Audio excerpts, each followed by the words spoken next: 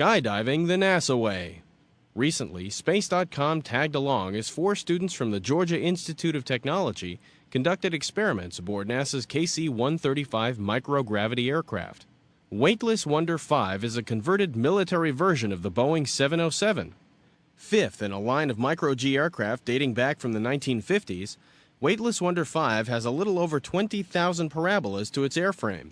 Parabolas describe the arcs the airplane flies to create the weightless effect folks inside experience.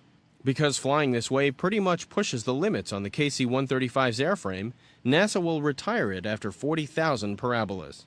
It's all within the flight envelope of the aircraft, although for a large aircraft, doing the maneuvers that we do is pretty radical.